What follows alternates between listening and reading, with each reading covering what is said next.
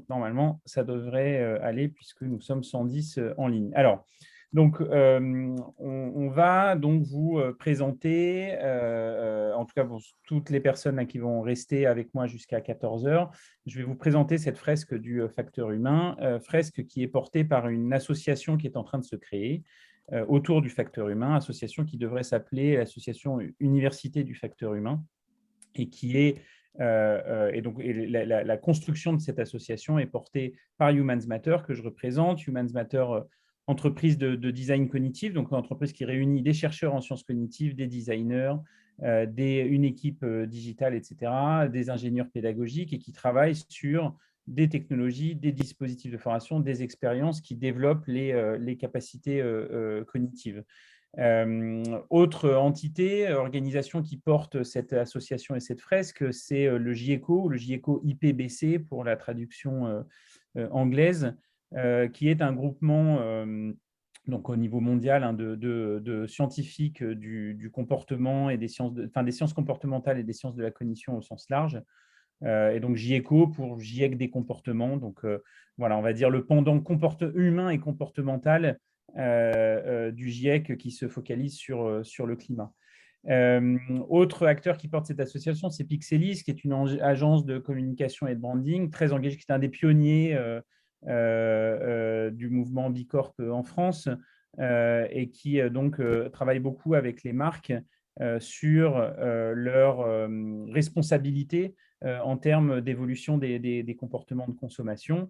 Et dernier acteur qui porte cette association, c'est une autre association qui s'appelle Nous sommes vivants. Je pense que vous êtes un certain nombre à bien la connaître ici, et donc qui est un collectif engagé dans la transition écologique. Donc, comme je disais, le facteur humain, c'est une association qui est en train de se créer avec pour objet le fait d'apprendre à chacun comment prendre soin de soi, des autres et de son environnement en mobilisant ses ressources cognitives. Et donc, on va bien le voir sur l'expérience de la fresque hein, qui porte vraiment cet objet. C'est comment, en se re-questionnant et en identifiant et en prenant conscience des éléments, des facteurs qui influent sur nos comportements, nos décisions, etc., eh bien, comment, en prenant conscience, on remobilise ces ressources cognitives et on développe notre capacité à faire évoluer nos comportements. Mais ça, on aura l'occasion de rentrer un petit peu plus dans le détail juste après. La création de cette fresque a fait suite à un mouvement qui a été engagé à peu près au mois de juin 2021 et qui s'est matérialisé par l'organisation de ce qu'on avait appelé l'université d'été du facteur humain, donc qui s'était tenue première semaine de septembre 2021. Tous les replays sont disponibles sur YouTube, hein, vous pouvez les trouver assez facilement. Qui avait été porté par une dizaine de partenaires, dont les 4 que j'ai mentionnés avant et d'autres. On préparera la prochaine édition pour septembre 2022. Et à la suite de cette université d'été, nous avions publié un manifeste que vous pouvez retrouver à l'adresse qui est là. Peut-être, si quelqu'un veut bien, peut-être mettre le lien dans le chat. Et on vous invite tous à aller évidemment lire ce manifeste et éventuellement le signer. Peut-être que certains d'entre vous l'ont déjà fait. Donc, cette fresque du facteur humain dans laquelle on va rentrer maintenant plus précisément s'inscrit vraiment dans ce mouvement et fait suite à ses premières réalisations, ses premières organisations et ses premières réalisations. La question en fait hein, qu'elle adresse, c'est voilà, de se poser la question de pourquoi est-ce qu'il est si difficile de changer, même lorsque les gens sont convaincus, ont pris conscience qu'il est nécessaire de changer et sont convaincus qu'il est nécessaire de changer. Il y a quand même plus grand monde aujourd'hui qui va nous dire qu'il faut tout conserver comme ça se passe aujourd'hui. Voilà. On voit aussi, alors nous on accompagne beaucoup d'entreprises, de grandes organisations. On voit très bien, parce que c'était souvent le cas, on nous disait ah bah oui, pour changer, il faut que le plan d'action pour changer soit clair, qu'on sache bien qui doit faire quoi, comment on va mesurer, etc.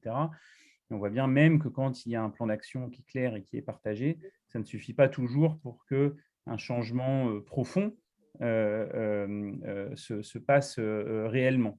On voit aussi que ce n'est pas toujours que même s'il y a de nombreuses ressources, les moyens, qu'ils soient financiers, humains, technologiques, etc., même si on mobilise tout, parfois ça ne suffit pas pour changer non plus. Et puis même en fait, quand il n'y a aucun obstacle technique à ce changement. Voilà, donc voilà, c'est ça la question qu'on pose de base, hein, c'est pourquoi c'est si difficile, pourquoi est-ce qu'on n'arrive pas à s'engager massivement, collectivement, massivement dans les transitions, alors qu'on sait bien tous qu'elles sont absolument nécessaires, voire vitales. Euh, alors, les- la réponse, elle est en fait assez simple. C'est lié vraiment à notre, on pourrait dire même à notre condition d'être humain. On pourrait même ajouter à cette phrase, parce que nous sommes humains, ou peut-être parce que nous ne sommes que des humains, euh, c'est-à-dire avec des capacités formidables, évidemment, mais aussi des limites effectives, enfin voilà, des réelles limites. Et puis aussi, en fait, et c'est bien tout ce qu'on verra par la fresque jusqu'après, des influences fortes venant d'un certain nombre de facteurs qui nous environnent. Donc, voilà, on est des humains, donc on a des capacités cognitives, on peut parler effectivement de dispositifs cognitifs qui vont nous permettre de ressentir les choses, de décider, de se projeter, d'interagir, d'apprendre, etc.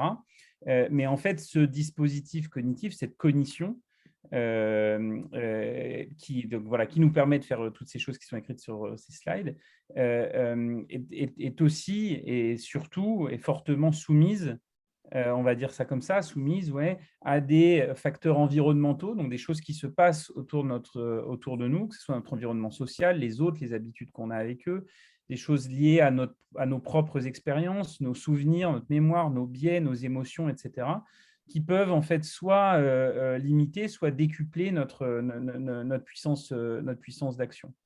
Et le fait de déjà en prendre conscience, se questionner par rapport à ça, en prendre conscience, évaluer à notre propre niveau les effets, soit inhibants ou potentialisant ou renforçant de certains de ces facteurs, est une façon en fait de développer et de décupler notre puissance d'action ou notre capacité d'agir. Euh, et donc,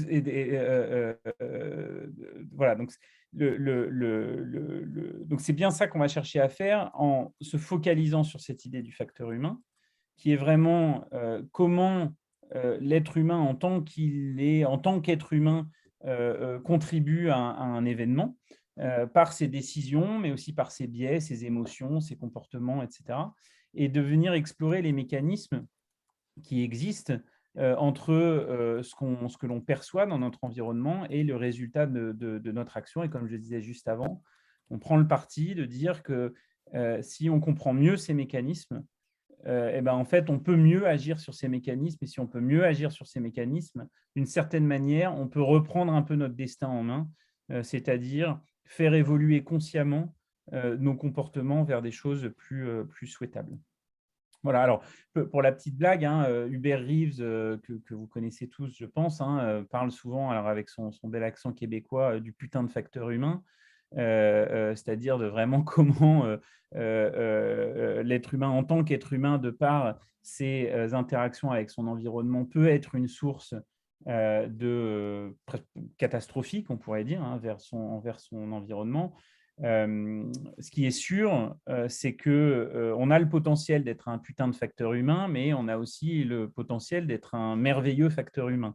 Et ça, on le sait, on fait partie du vivant. Et donc, en reprenant aussi conscience du fait qu'on fait partie de notre vivant et qu'on est capable de choses absolument formidables comme l'apprentissage, la création, l'imagination, etc., et ben, en fait, on peut avoir un impact totalement positif sur notre environnement, les autres, le reste du vivant, etc. On est doté de cette capacité de prendre soin et c'est bien ça qu'on cherche à activer avec cette fresque.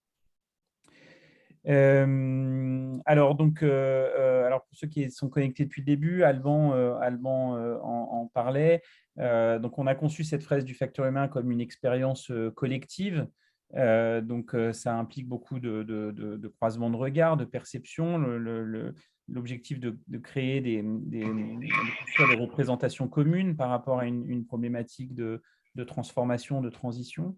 Et puis, donc, évidemment, une expérience apprenante, hein, c'est-à-dire qu'elle est conçue pour que le plus grand nombre s'approprie des notions qui sont peu présentes aujourd'hui autour de tous ces sujets, donc notion des biais cognitifs, notion des différentes perceptions. Voilà, enfin, je ne vais pas les égrener là maintenant tout de suite, mais on cherche bien à ce que le plus grand nombre s'approprie ces facteurs humains, c'est-à-dire ces éléments qui influent sur notre capacité d'apprentissage, de décision et donc sur nos comportements au sens large. Et puis, de venir de façon réflexive interroger nos comportements, qui sont individuels et collectifs, pour se donner la chance de les faire évoluer. L'objectif étant donc de venir développer ou décupler collectivement notre capacité d'agir, c'est-à-dire notre capacité en fait à évoluer, à faire évoluer nos comportements et à avoir des impacts plus positifs sur nos environnements respectifs.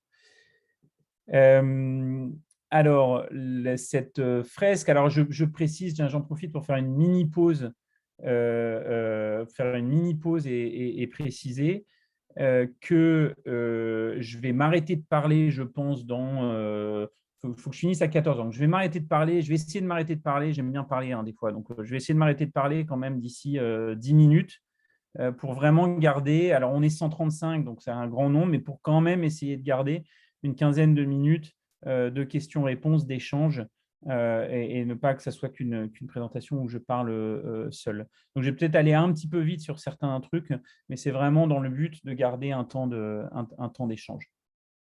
Donc, la façon dont fonctionne cette fraise, donc vous voyez à peu près à quoi elle ressemble, enfin en tout cas à quoi ressemble le canevas de la fresque, et vous verrez juste après un exemple de ce qu'on obtient à la fin de la fresque.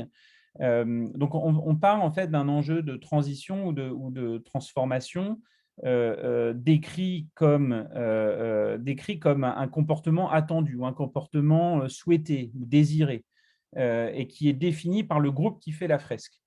C'est-à-dire, je crois que tout à l'heure, il y avait un message sur est-ce que c'est la fresque du climat qui vous a donné cette idée? Oui, bien sûr, on s'inscrit dans le mouvement des fresques, dont la fresque du climat est la plus connue. La différence là, qui est une différence assez majeure, c'est qu'on vient s'appuyer sur un enjeu de transition, de transformation, d'évolution qui va être défini par le groupe qui fait l'expérience de la fresque. Donc, on ne vient pas traiter uniquement un sujet global, on essaye vraiment de se baser sur un enjeu qui est propre au groupe qui est en train de réaliser la fresque. Donc ça, c'est quelque chose de très important et c'est quelque chose qui est absolument indispensable pour être dans une forme de réflexivité, c'est-à-dire on vient interroger ses propres comportements, ses propres enjeux de transition. Et ensuite, tout l'objectif va être de comprendre le rôle que jouent sur nos comportements de multiples facteurs. Dans les facteurs qu'on a mis très en avant, qui vont être donc qui sont deux, qui vont être les émotions et les biais cognitifs. Donc, vous voyez les deux sections sur la fresque, hein, émotions, biais cognitifs. Donc ça, c'est vraiment les deux grandes catégories de facteurs qu'on met en avant, tellement elles ont des impacts sur nos comportements. Et puis, on va explorer ensuite un certain nombre d'autres facteurs, comme les représentations, l'appartenance sociale, les croyances, la mémoire, l'attention, le langage, l'apprentissage, les motivations, les habitudes, etc. Alors, comment on a identifié en fait ces différentes catégories? Eh ben, en fait, on a repris ce que sont les différentes disciplines des sciences cognitives. C'est-à-dire les sciences cognitives, alors parfois, on associe un peu trop directement sciences cognitives à neurosciences. Et puis, on se dit, en fait, les sciences cognitives, la cognition, c'est quoi? C'est comprendre comment le cerveau processe des informations pour, in fine, faire des choix, prendre des décisions, etc. En fait, les sciences cognitives, c'est un champ scientifique interdisciplinaire qui est plus large et qui englobe aussi la psychologie cognitive, l'anthropologie, la philosophie, l'intelligence artificielle, les neurosciences, la linguistique, les sciences de l'éducation, etc. Finalement, ce sont toutes les sciences qui permettent de comprendre comment l'être humain notamment avec son cerveau, mais pas que, et comment l'être humain interagit avec son environnement par le biais des émotions, de la connaissance, etc., etc. Donc, on englobe bien l'ensemble de ces sujets. Je préfère le préciser parce que souvent, quand on dit, notamment quand donc nous, Humans Matter, on se présente, on dit design cognitif, ah ouais, mais en tout cas, du coup, vous vous intéressez pas au corps, vous vous intéressez pas aux émotions. Ben, si, bien sûr que si. Le corps, enfin, déjà, je rappelle que le cerveau, il fait partie du corps quand même, hein, il n'est pas à côté, même si on a essayé de nous faire croire ça pendant un moment. Le cerveau est bien dans le corps, il fait partie du corps. Donc, quand on s'intéresse au cerveau, on s'intéresse au corps. Et puis, en fait, il n'y a aucune, on le sait maintenant, il n'y a aucune décision qui ne soit pas déterminée, fortement influencée par les réponses émotionnelles que le corps a à des stimuli externes. Donc, quand on parle vraiment de cognition, on parle de tout ce qui touche au fait d'interagir avec son environnement. Voilà, c'est aussi simple, mais aussi large et complexe que ça. Et donc, le but de cette fresque, hein, qui dure 3 heures, on recommande une dizaine de participants par groupe, ça va être bien d'identifier collectivement les leviers sur lesquels on peut agir directement pour s'engager plus efficacement en fait, dans une évolution des comportements.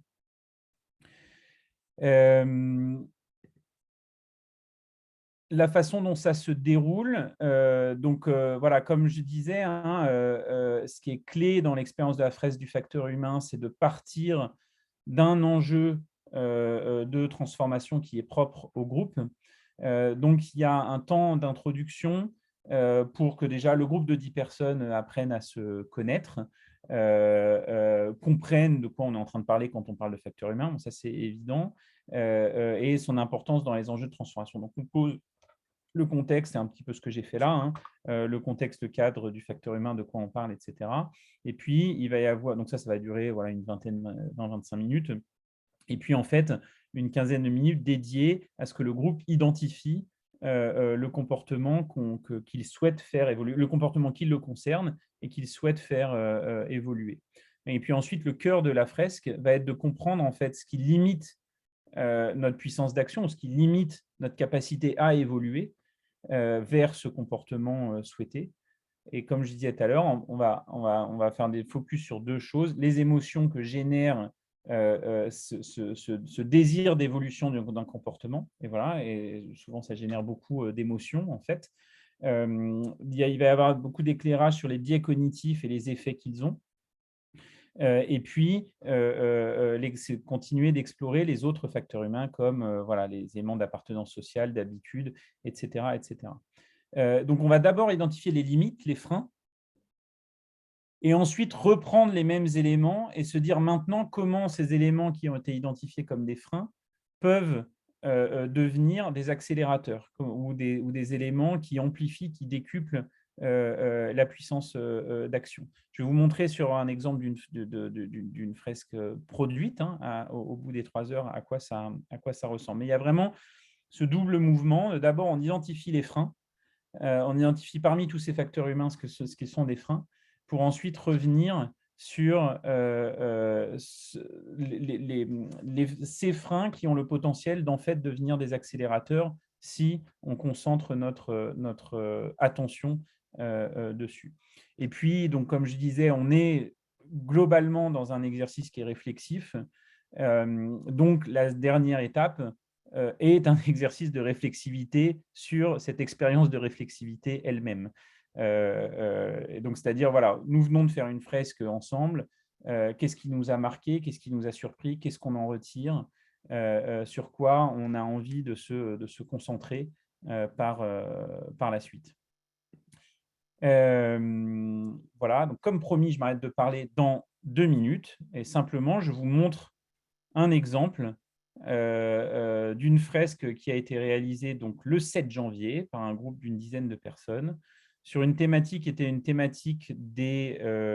alors, celle-là était un petit peu difficile. C'était une thématique en fait, comment on arrive à simplifier. Mais je vais peut-être vous montrer un autre exemple après. Je ne sais pas si celui-là est le meilleur, en fait, mais qui était une thématique de comment on arrive à aller vers le fait de transmettre des messages des messages plus simples. En tout cas, ça permet d'illustrer le fonctionnement, hein. Vous voyez, il y a d'abord un travail collectif sur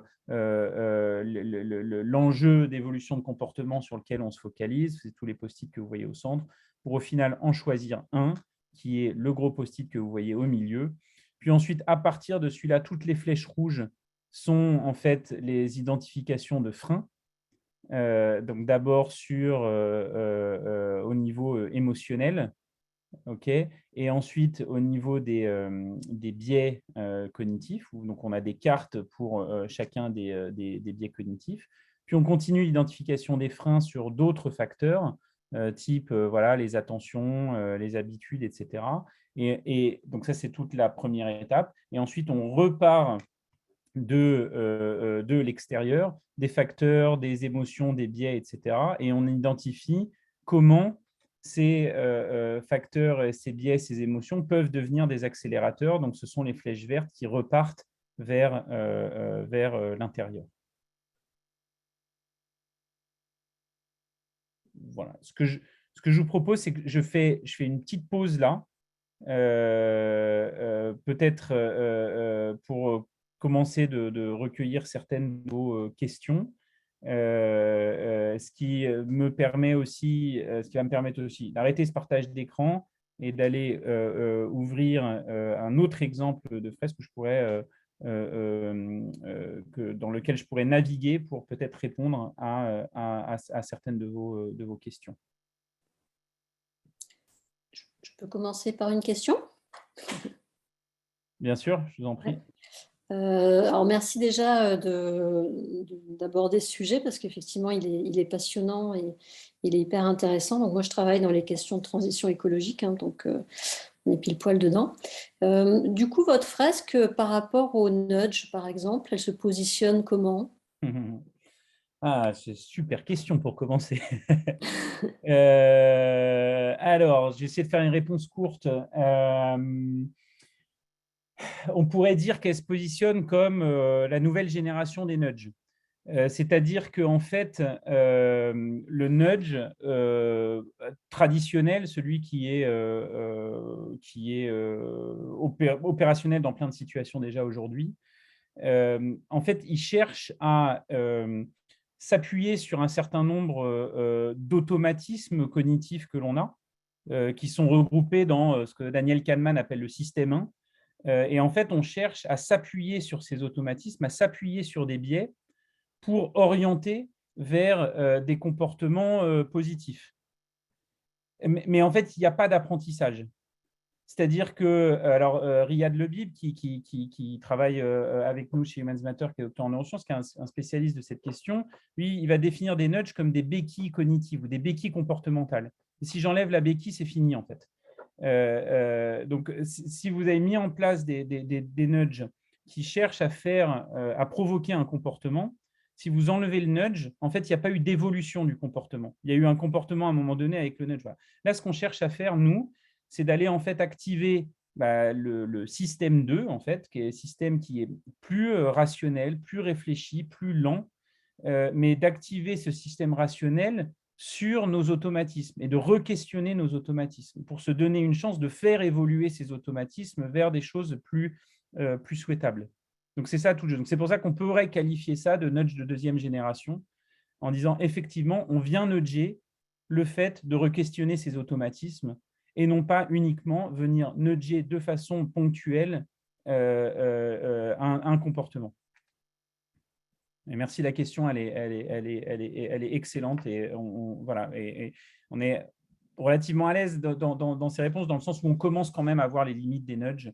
Voilà, donc, Merci. et limites exprimées par les concepteurs des nudges eux-mêmes, hein, donc Cass Sunstein, Daniel Kahneman, etc., admettent eux-mêmes les limites des nudges. Du coup, ce que je vais faire… Oui, allez-y, je vous en prie, prenez la parole. Si je comprends bien, en fait, avec l'approche que vous proposez par la fresque, alors déjà, merci pour, pour cette présentation très claire de l'utilité de la fresque. Effectivement, je comprends qu'on est beaucoup plus dans une approche qui vise à un empowerment grâce à la fresque, parce qu'en fait, on aide les gens à comprendre qu'est-ce qui se passe en eux, contrairement au nudge qui va se baser sur quelque chose d'une certaine façon, soit automatique, soit inconsciente. Tout à fait. Tout à fait. Alors, encore une fois, hein, merci d'amener ça, parce que moi, ça me permet de poser un terme qui m'est personnellement très cher, qui est celui de métacognition, en fait. C'est-à-dire, en fait, la cognition de notre cognition ou la compréhension de notre cognition. Et on sait très bien, notamment dans les approches thérapeutiques, à quel point le développement de la métacognition est un levier d'évolution durable et qui nous semble aujourd'hui insuffisamment activé. En fait. Voilà. Donc, toute l'intention de cette fresque est aussi de venir activer ces capacités métacognitives qu'en fait nous avons tous. Alors là, j'ai montré à l'écran un autre exemple qui était sur une question. Alors celle-là, je ne sais plus, il me semble qu'elle a été faite fin décembre, qui était sur une question en fait, de changement de comportement alimentaire.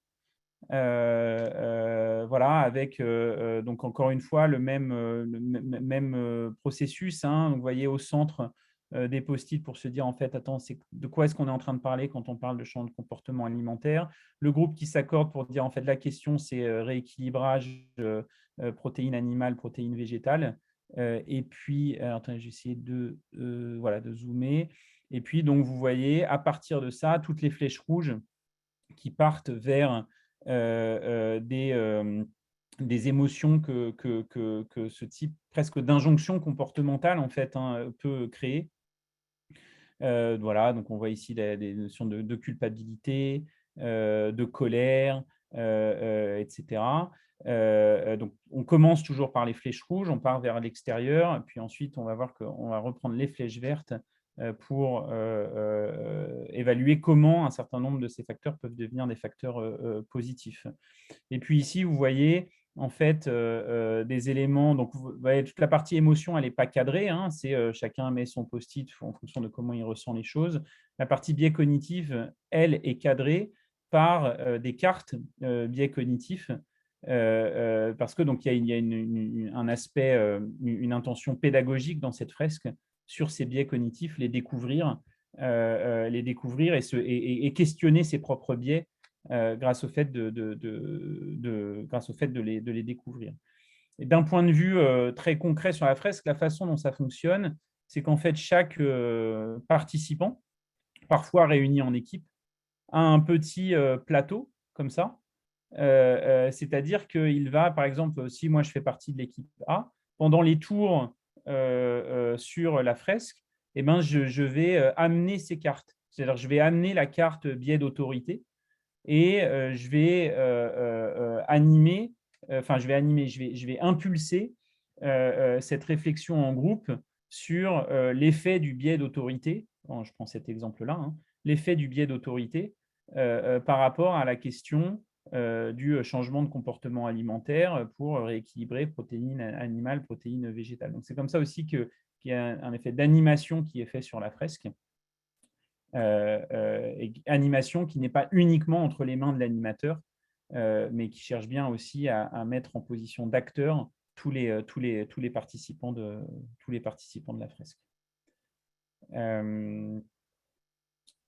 Voilà, et donc une fois que ces deux mouvements ont été faits, donc le mouvement vers l'extérieur pour identifier les freins, puis le mouvement vers l'intérieur pour se dire finalement quel frein peut devenir un accélérateur ou qu'est-ce qu'il y a d'autre comme accélérateur, et ben, chaque participant peut faire sa propre synthèse en se disant finalement de toute cette expérience, on est parti de ce comportement attendu ou souhaité. Je retiens que ces émotions sont particulièrement actives dans ce désir d'évolution de comportement, que ces biais cognitifs étaient, je retiens qu'il y avait ces leviers-là qui étaient là, et voilà ce que je me fais comme synthèse et ce que je retiens pour moi. Alors, Excusez-moi, Alexandre, juste une petite interruption. Je me fais le porte-parole de pas mal de gens apparemment qui n'ont pas reçu le lien Meet. Est-ce qu'on reste sur Zoom, comme disait Nathalie, ou est-ce que… Alors, eh ben, malheureusement, je ne sais pas trop vous répondre. Alors, attendez. Je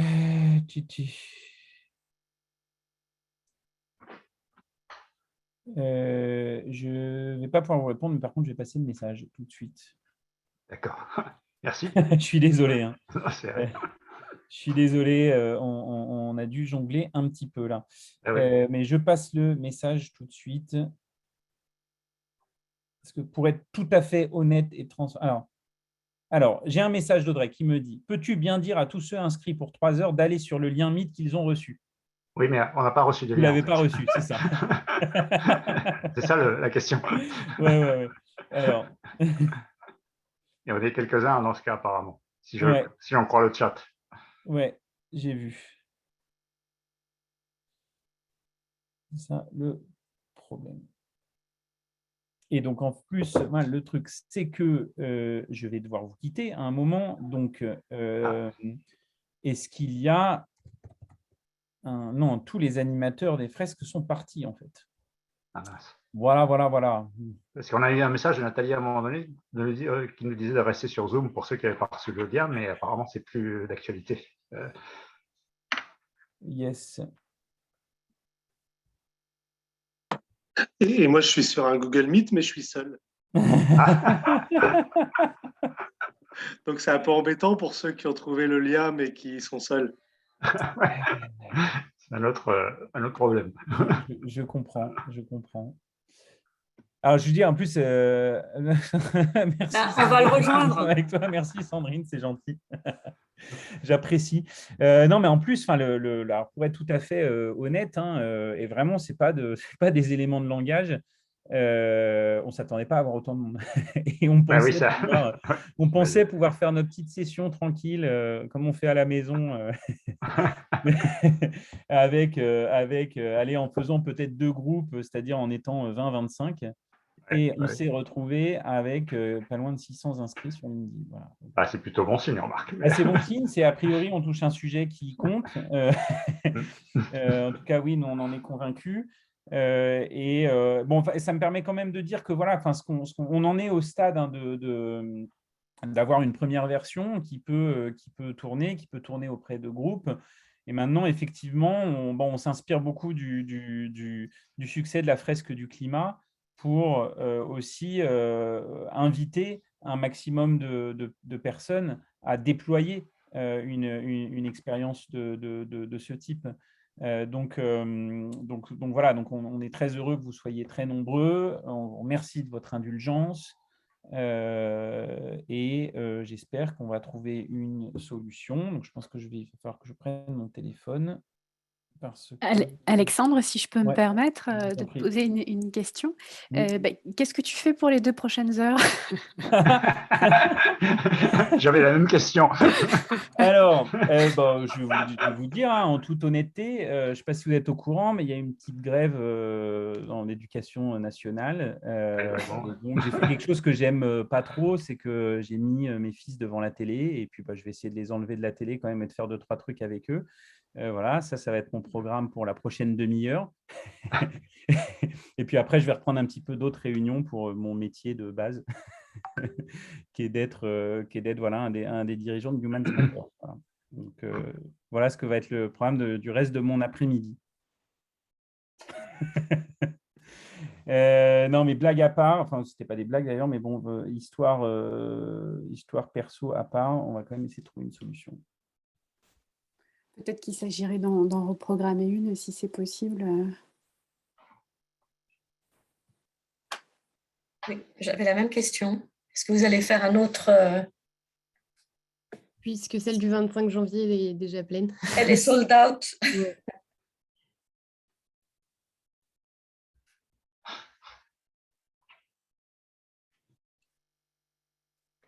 Et est-ce que quelqu'un sait si ces cartes relativement aux biais cognitifs sont disponibles quelque part ou est-ce que c'est que lorsqu'on fait les fresques qu'on y a accès? J'ai posé la question, mais il n'y a pas de réponse encore. Bon, on va voir. Bon, donc j'ai passé le message. Donc, alors oui, j'ai entendu les questions en même temps. Donc oui, il y a une autre session qui est prévue le 25 janvier dans le cadre du Learning Planet Festival, qui est l'initiative du… de ce qui s'appelle d'ailleurs maintenant le Learning Planet Institute, anciennement CRI et l'UNESCO. Je crois qu'elle est déjà complète. Ensuite, sur la question des ressources, donc les cartes, etc. Donc l'association, en fait, on est en train de déposer les statuts. On va mettre tous ces éléments sous licence Creative Commons, etc. Donc, ça sera accessible. On est en train aussi de préparer les modalités d'animation d'une fresque, les modalités de constitution de la communauté des fresqueurs, voilà, pour reprendre encore une fois, pour s'inspirer vraiment de Fresques du climat et des autres. Et oui, Maison de la conversation, ça existe vraiment, c'est un super endroit d'ailleurs.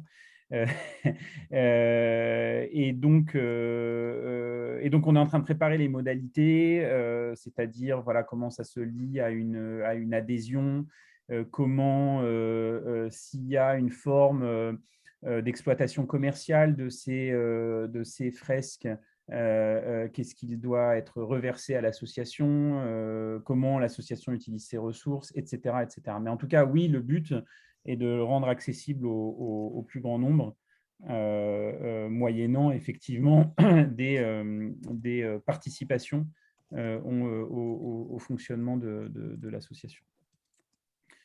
Voilà, mais encore une fois, on est en cours, on est en train de faire tout ça, tout n'est pas prêt. Mais je vous donne voilà, ce que sont les intentions.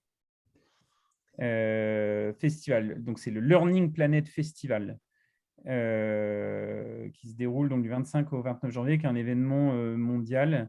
Enfin voilà, super intéressant comme initiative. Voilà, alors laisse-moi entrer. Alors, j'ai Jérémy qui me dit laisse-moi entrer, mais bien sûr je te laisse entrer, Jérémy.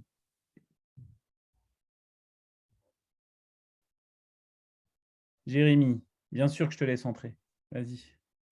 Dis-nous, fais-nous un petit update de la situation.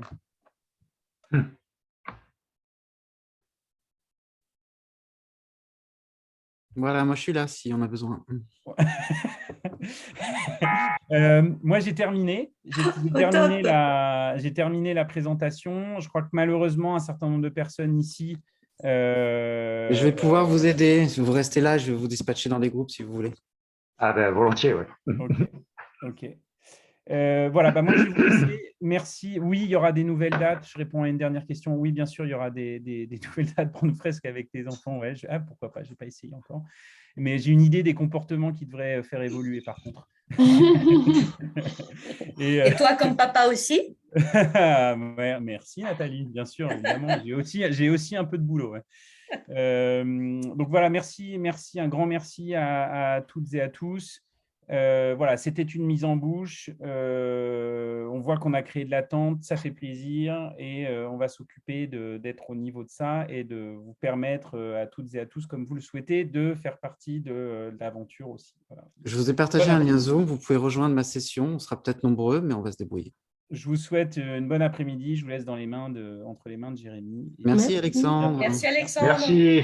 Merci beaucoup Alexandre, super. Merci.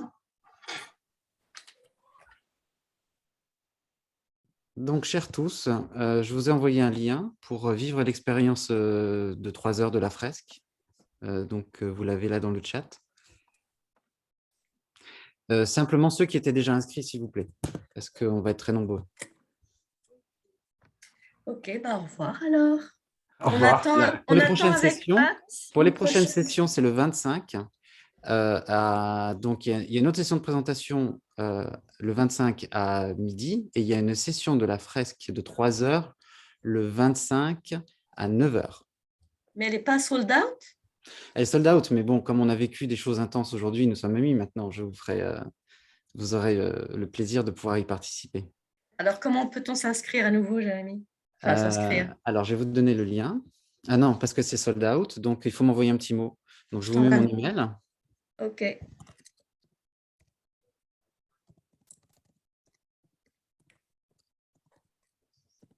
Et je vous libérerai une place pour l'animation de 3 heures. Et donc le matin à 9 heures, c'est ça? Le 25 à 9 heures, oui. Et pour les autres, vous avez donc un lien Zoom, pour ceux qui étaient déjà inscrits. Voilà. Encore désolé pour tous ces problèmes techniques.